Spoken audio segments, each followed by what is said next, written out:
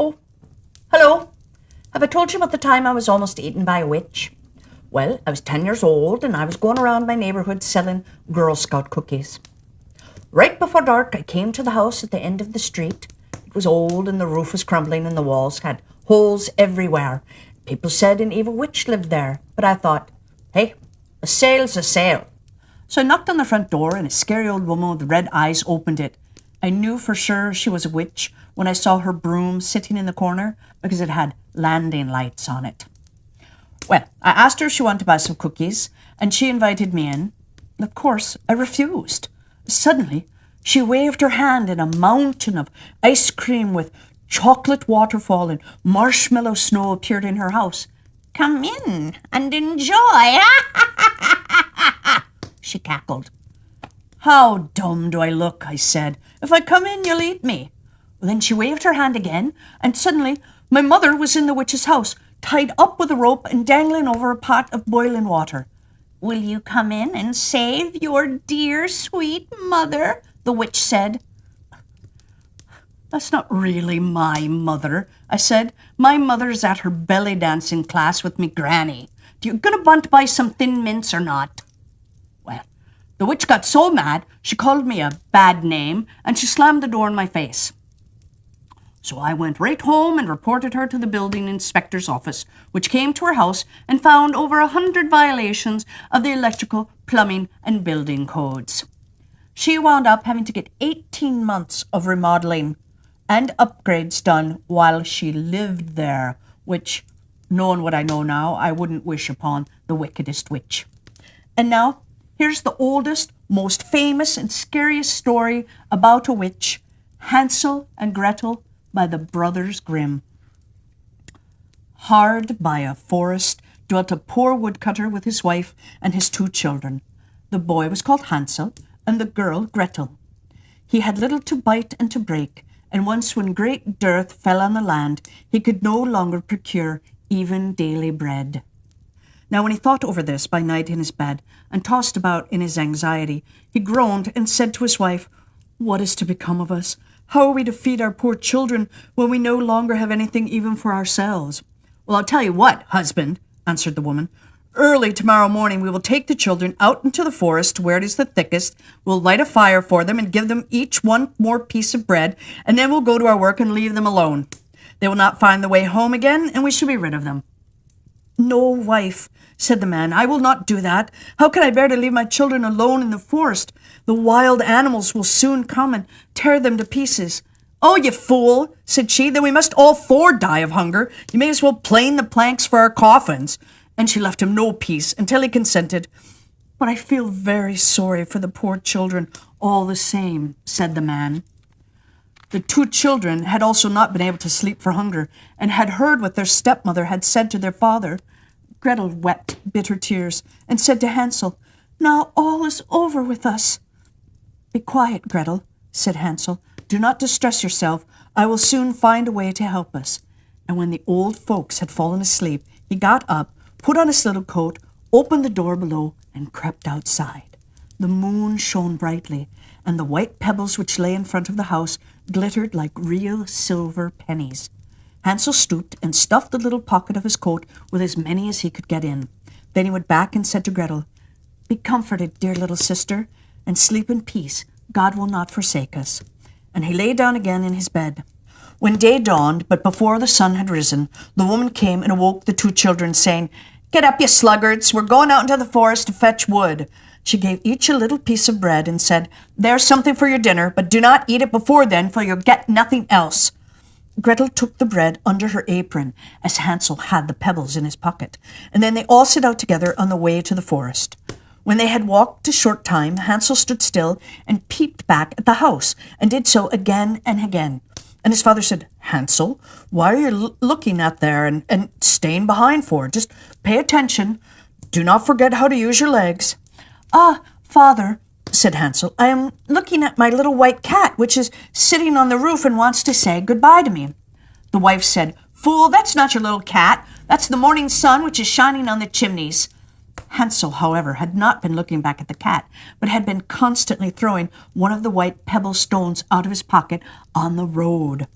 When they had reached the middle of the forest, the father said, "Now, children, pile up some wood, and I will light a fire that you may not be cold." Hansel and Gretel gathered brushwood together as high as a little hill. The brushwood was lighted, and when the flames were burning very high, the woman said, "Now, children, lay yourself down by the fire and rest. We're going to go back into the forest and cut some wood, and when we've done, we'll come back and fetch you away."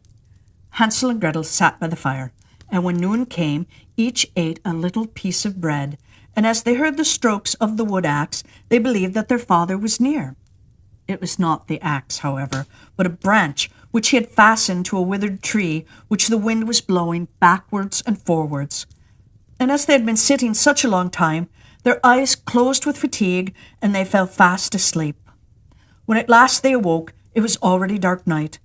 Gretel began to cry and said, "How are we to get out of the forest now?" But Hansel comforted her and said, "Just wait a little until the moon has risen, and then we will soon find our way out." And when the full moon had risen, Hansel took his little sister by the hand and followed the pebbles which shone like newly coined silver pieces and showed them all the way. They walked the whole night long, and by break of day came once more to their father's house. They knocked at the door, and when the woman opened it and saw that it was Hansel and Gretel, she said, "You naughty children, why have you slept so long in the forest? We thought you were never coming back at all." The father, however, rejoiced, for it had cut him to the heart to leave them behind alone. Not long afterwards, there was once more great dearth throughout the land, and the children heard their mother saying at night to their father, "Everything is eaten again. We have 1/2 loaf left, and that is the end. The children must go. We will take them farther into the woods so they will not find their way out again, and there is no other means of saving ourselves." The man's heart was heavy, and he thought, "Well, it would be better for you to share the last mouthful with your children." The woman, however, would listen to nothing that he had to say, but scolded and reproached him. He who says A must say B likewise, and as he had yielded the first time, he had to do so a second time. The children, however, were still awake and had heard the conversation. When the old folks were asleep, Hansel again got up and wanted to go out and pick up pebbles as he had done before, but the woman had locked the door, and Hansel could not get out. Nevertheless, he comforted his little sister and said, "Do not cry, Gretel. Go to sleep quietly, and the good God will help us." Early in the morning came the woman and took the children out of their beds. Their piece of bread was given to them, but it was still smaller than the time before. On the way into the forest, Hansel crumbled his in his pocket and often stood still and threw a morsel on the ground. "Hansel, why do you stop and look around?" said the father. "Go on." "I'm looking back at my little pigeon which is sitting on the roof and wants to say goodbye to me," answered Hansel. "Fool," said the woman, "this is not your little pigeon. That is the morning sun that is shining on the chimney."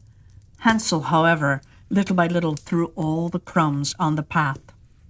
The woman led the children still deeper into the forest, which they had never been in their lives before. Then a great fire was again made, and the mother said, "Just sit there, you children, and when you're tired you may sleep a little. We're going into the forest to cut wood, and in the evening when we are done we'll come and fetch you away." When it was noon, Gretel shared her piece of bread with Hansel, who had scattered his by the way, and then they fell asleep. An evening passed, but no one came to the poor children. They did not awake until it was dark night, and Hansel comforted his little sister and said, "Just wait, Gretel, until the moon rises, and then we shall see the crumbs of bread which I have strewn about. They will show us our way home again." When the moon came, they set out, but they found no crumbs, for the many thousands of birds which fly about in the woods and fields had picked them all up. Hansel said to Gretel, "We shall soon find the way." But they did not find it. They walked the whole night, all the next day too, from morning until evening, but they did not get out of the forest, and were very hungry, for they had nothing to eat but 2 or 3 berries which grew on the ground. And as they were so weary that their legs would carry them no longer, they lay down beneath a tree and fell asleep. It was now 3 mornings since they had left their father's house. They began to walk again, but they always came deeper into the forest, and if help did not come soon, they must die of hunger and weariness. When it was midday, they saw a beautiful snow-white bird sitting on a bough, which sang so delightfully that they stood still and listened to it.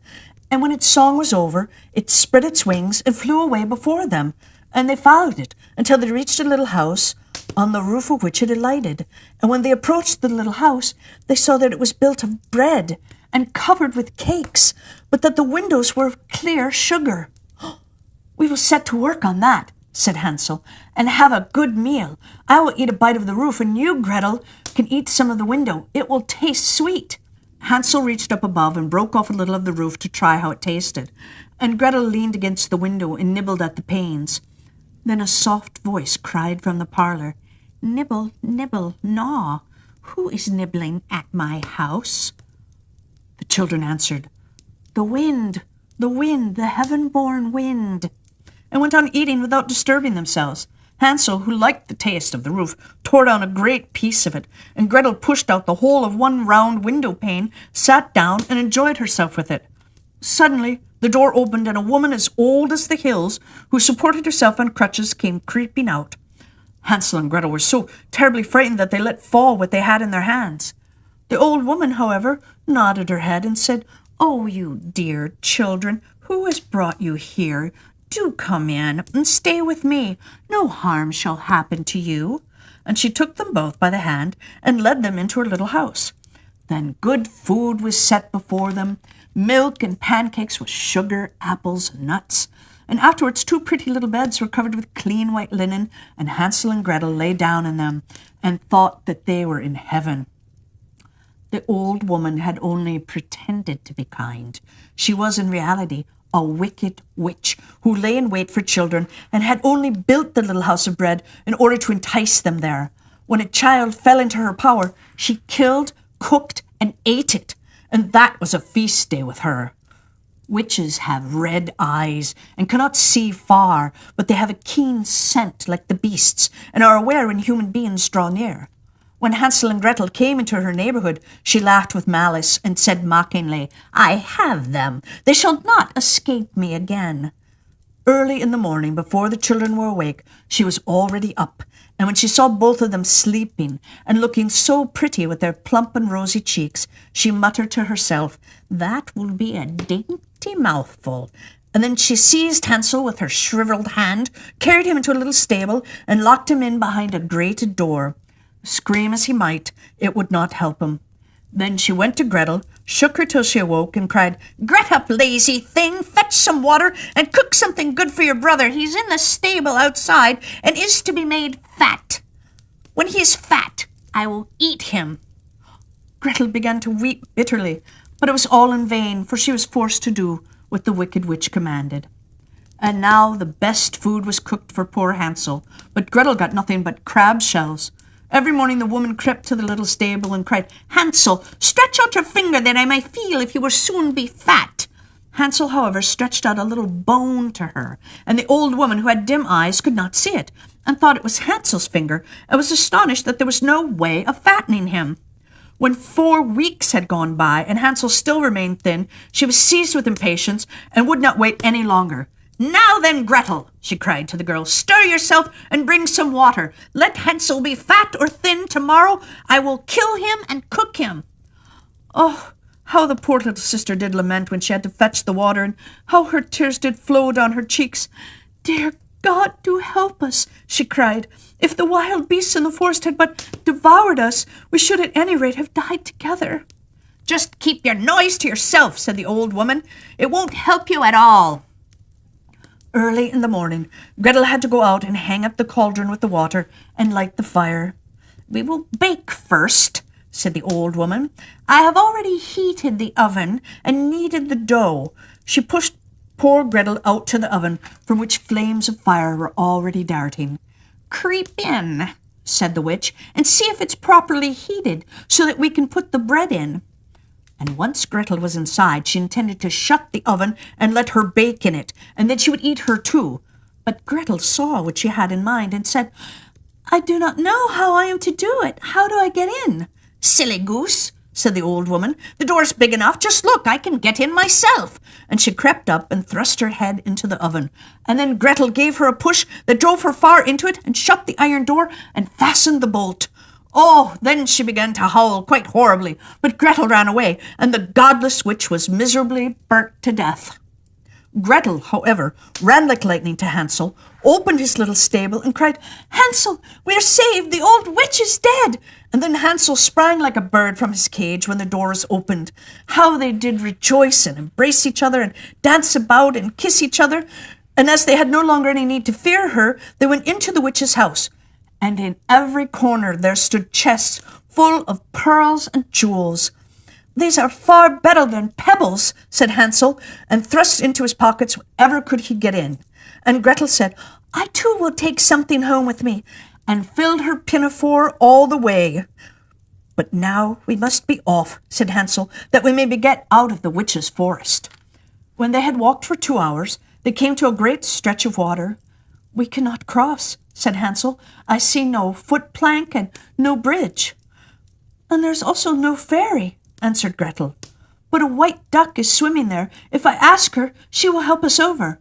And then she cried, little duck, dost thou see? Hansel and Gretel are waiting for thee. There's never a plank or bridge in sight. Take us across on thy back so white." The duck came to them, and Hansel seated himself upon its back and told his sister to sit by him. "No," replied Gretel, "that will be too heavy for the little duck. She will take us across one after the other." The good little duck did so, and when they were once safely across and had walked for a short time, the forest seemed to be more and more familiar to them, and at length they saw from afar their father's house, and they began to run, rushed into the parlour, and threw themselves round their father's neck. The man had not known one happy hour since he had left the children in the forest. The woman, however, was dead. Gretel emptied her pinafore until pearls and precious stones ran about the room, and Hansel threw one handful after another out of his pocket to add to them. Then all anxiety was at an end, and they lived together in perfect happiness. The end.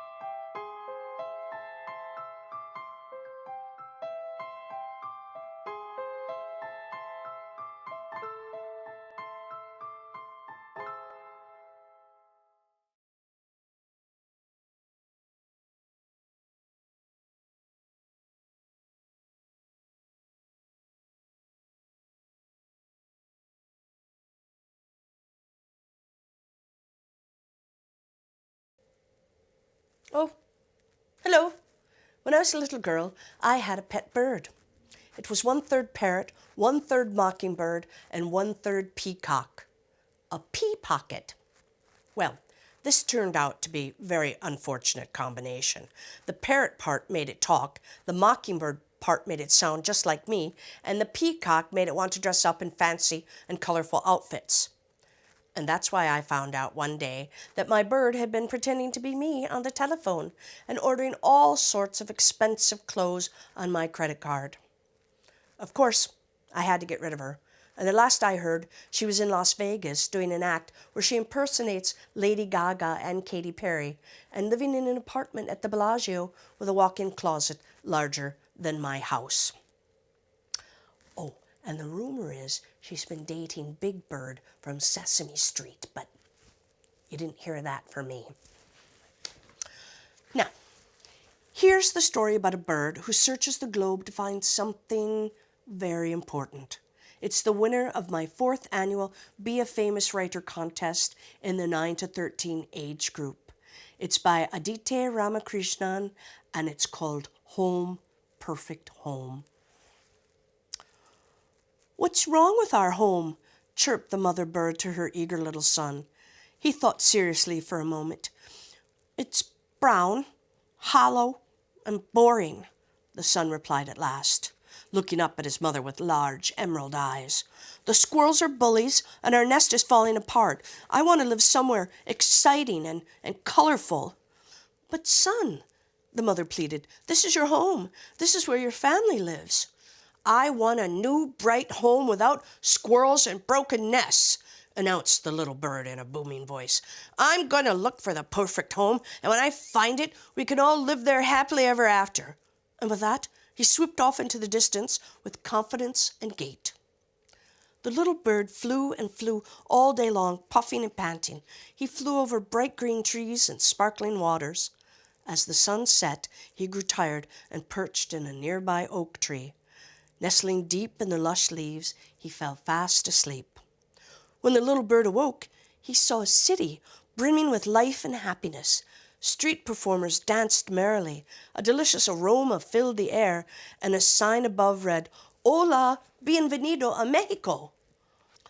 The little bird marveled at the cobblestone streets, twirling skirts that looked like rainbows, and quaint shops with splashes of color.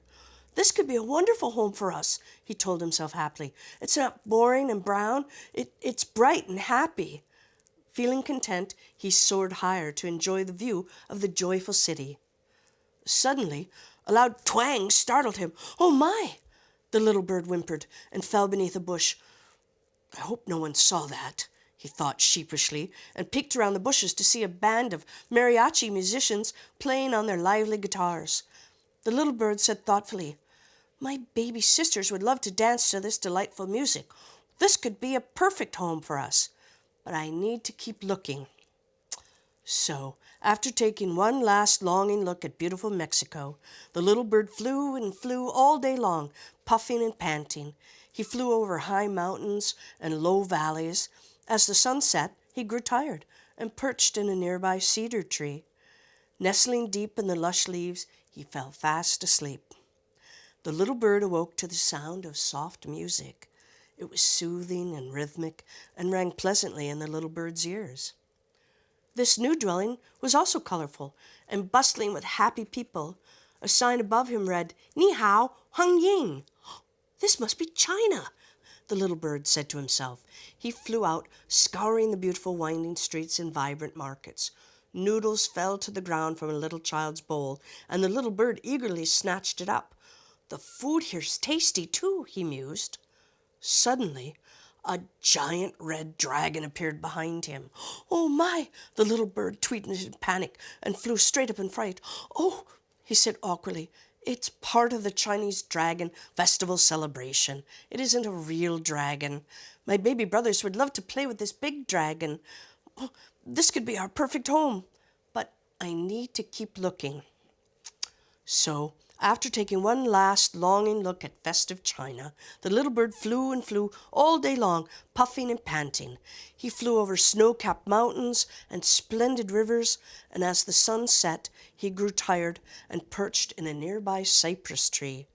Nestling deep in the lush leaves, he fell fast asleep. This time, the little bird awoke to the sound of a happy tune that sang out on a violin. He looked at the street before him, lined with historical buildings and palaces. A sign reading "Benvenute" in Italia was perched on a nearby tree. "Italy looks like a wonderful place to live," said the little bird. He took to the skies, looking at the amazing sights below him. He saw a group of musical artists sharing their keys and chords with a large audience. "Perhaps it's the Ravello Festival," the bird thought to himself happily. Suddenly, he saw a frightening sight before him. "The tower is falling! The tower is falling!" the bird chirped in alarm. He dove under some bushes to protect himself from the tower. After a few uneventful minutes, the bird looked back up. "Oh, dear," he said to himself, "that tower isn't really falling. I think it's the Leaning Tower of Pisa. My mother would love to live on top of this amazing cathedral. I think it might be the perfect home, but maybe I should keep looking." So, after taking one last longing look at historic Italy, the little bird flew and flew all day long, puffing and panting. He flew over sandy deserts and wildflowers, and as the sun set, he grew tired and perched in a nearby tree. Nestling deep in the lush leaves, he fell fast asleep. When the little bird woke up, he saw a bright green tree with soft leaves. The sun was shining a bright golden yellow, and best of all, he was in a small nest that felt cozy and warm. "Sun!" He heard someone cry. His mother hugged him tightly, as did his brothers and sisters. "You're back," his mother said joyfully. "Did you find us the perfect home?" The son nodded. "Yes, I did," he said contentedly. "It's right here with you. The world is a beautiful place, but the perfect home is where your family is." "So this is your home, sweet home?" the mother bird asked happily. "No," said the little bird thoughtfully. "It's my home, perfect home." The end.